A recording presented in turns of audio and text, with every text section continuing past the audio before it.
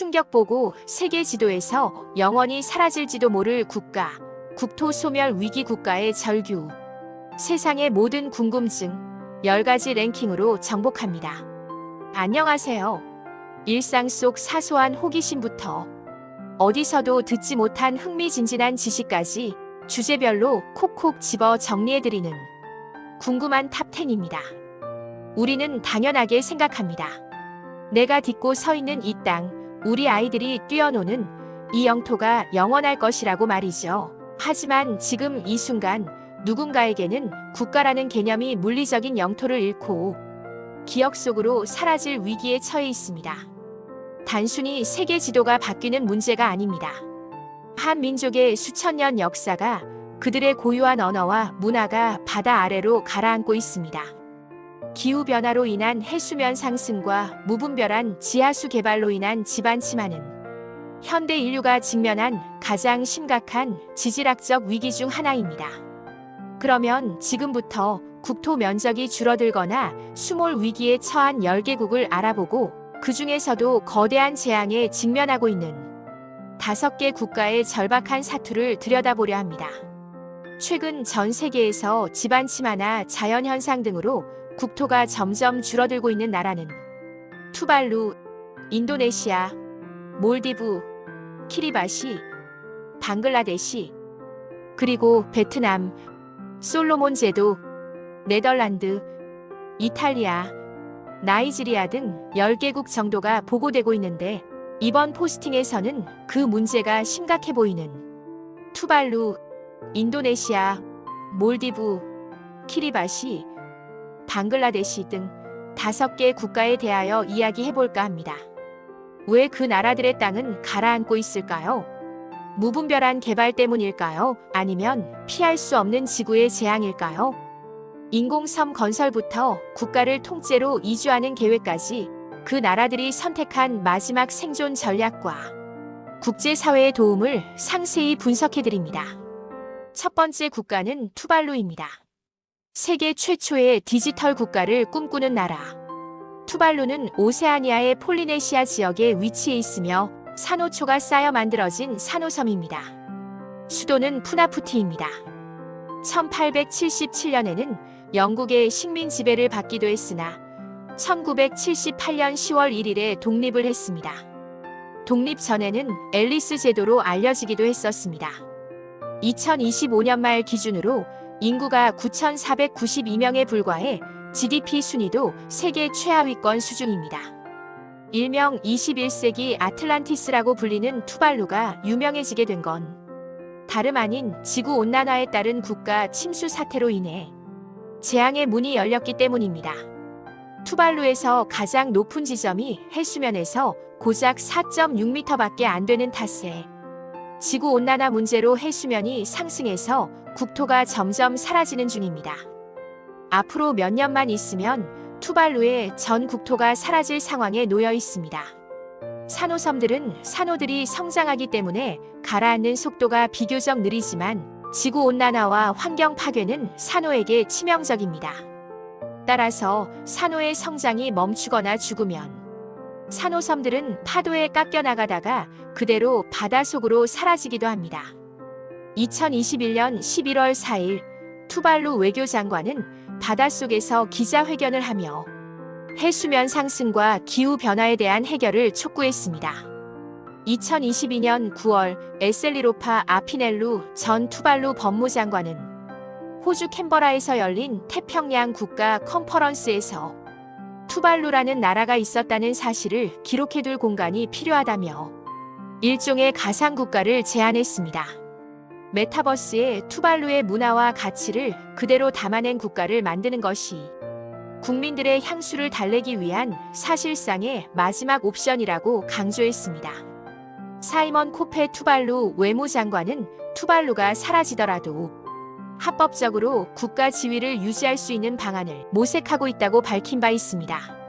투발루에서는 호주 등 국제사회의 도움으로 해안선을 높이는 인공 매립 작업을 하고 있습니다. 또한 호주 정부와 팔레피아 유니온 협정을 맺어 투발루 국민이 해수면 상승으로 이주가 필요할 경우에는 투발루의 국민이 기후난민으로서 호주 거주권을 보장받기로 했습니다. 두 번째 국가는 인도네시아입니다. 가라앉는 수도 자카르타의 비극. 중세 때부터 많은 섬들의 나라라는 뜻에서 누산타라라고 불렸으며 인도네시아라는 국명은 네덜란드령 동인도시대인 19세기부터 쓰이기 시작했습니다. 세계에서 가장 큰 섬나라인 인도네시아 현재의 수도는 자카르타입니다. 약 2억 8천만 명 이상의 인구를 가진 세계 4위의 인구 대국이며 젊은 층 중심의 역동적인 인구 구조로 인해 지속적인 인구 증가가 예상되고 있습니다. 인도네시아는 환태평양 조산대와 알프스 히말라야 조산대에 위치해 있기 때문에 대규모 자연재해에 자주 시달리고 있습니다. 대표적으로는 2004년 12월 26일에 발생하여 23만여 명의 목숨을 앗아간 남아시아 대지진이 있습니다.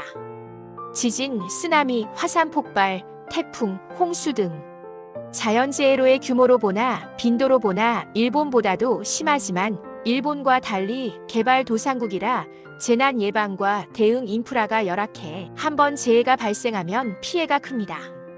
인도네시아의 현재 수도인 자카르타는 세계에서 가장 빨리 가라앉는 도시 중 하나입니다. 섬 크기에 비해 인구가 지나치게 밀집된 자카르타는 무분별한 개발로 환경 문제, 지반 침하 등의 여러 문제를 안고 있는데 자카르타의 침하 속도는 연간 최대 25cm에 달합니다.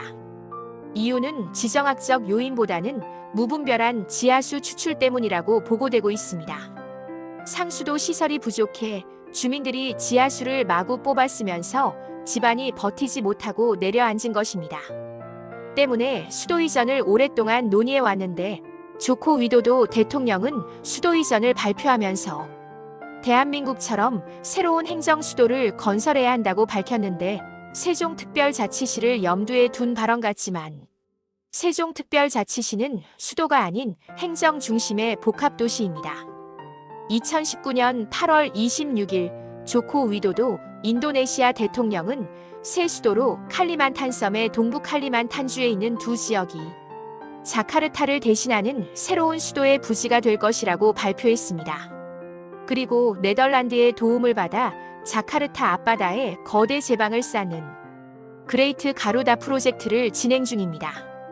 국제적으로는 우리나라와 네덜란드 정부 등이 물관리 기술과 스마트시티 건설 기술을 지원하고 있습니다.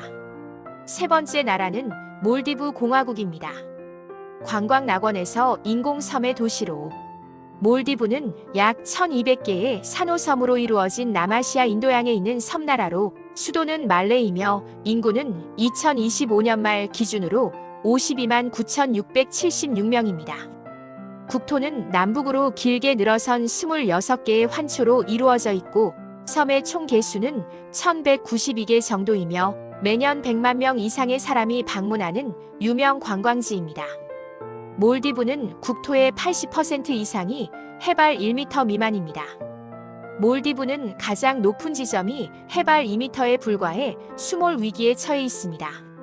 몰디브는 지구온난화에 따른 해수면 상승으로 영토가 수몰될 위기에 대비해 재원을 마련하고 국민들이 이주할 새로운 땅을 사들이는 방안을 추진할 계획이라고 발표하였으며 이미 여러 나라와 접촉한 결과 수용 가능한 방안임을 확인했다고 밝혔습니다. 몰디브와 기후 조건이 크게 다르지 않은 인도, 스리랑카가 최우선적으로 검토되고 있으며 땅이 넓은 호주도 고려 대상에 포함돼 있다고 설명했습니다. 몰디브의 침하 이유는 인도양 한가운데 위치한 지정학적 특성상 해수면 상승에 가장 취약하며 산호섬의 특성상 파도에 의한 해안 침식도 매우 빠르게 일어납니다. 해수면 상승에 견딜 수 있도록 기존 섬보다 높게 설계된 인공섬 훌루말레를 건설하여 주민들을 이주시키고 있습니다. 또한 바다 위에 뜨는 도시를 건설하여 수위가 높아지면 도시도 함께 떠오르게 하는 플로팅 시티 프로젝트를 추진 중입니다. 세계은행과 녹색기후기금으로부터 해안 방벽 건설 기금을 국제사회로부터 지원받고 있으며 전 세계 환경단체들이 몰디브의 상황을 기후 위기의 지표로 삼아 캠페인을 벌이고 있습니다. 네 번째 국가는 키리바시 공화국입니다. 국토 매입이라는 절박한 선택. 키리바시는 오세아니아의 미크로네시아에 있는 나라입니다. 수도는 사우스타라와이며 인구는 약 12만 명 정도로 추정됩니다. 날짜 변경선의 가장 동쪽에 있는 국가로서 일출 시각이 제일 빠른 국가입니다.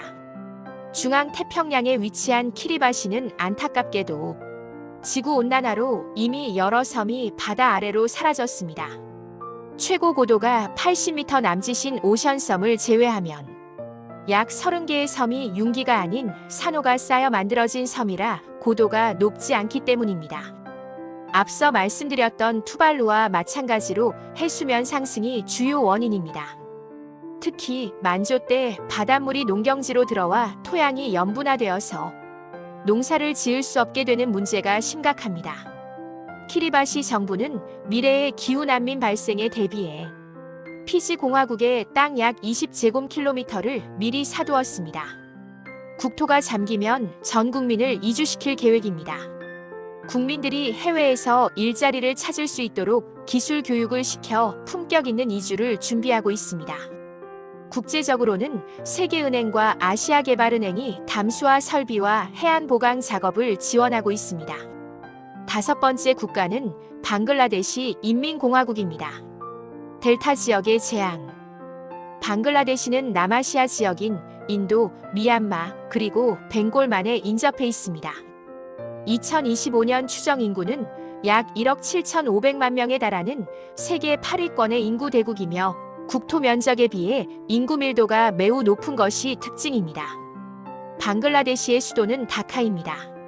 방글라데시는 세계에서 가장 낮은 지대에 위치한 국가 중 하나로 국토의 대부분이 거대한 강들의 삼각주 지대에 있습니다. 방글라데시의 치마 이유에는 복합적인 원인이 있습니다. 지정학적으로는 히말라야에서 내려오는 강물이 모이는 하구에 위치해 홍수에 취약합니다.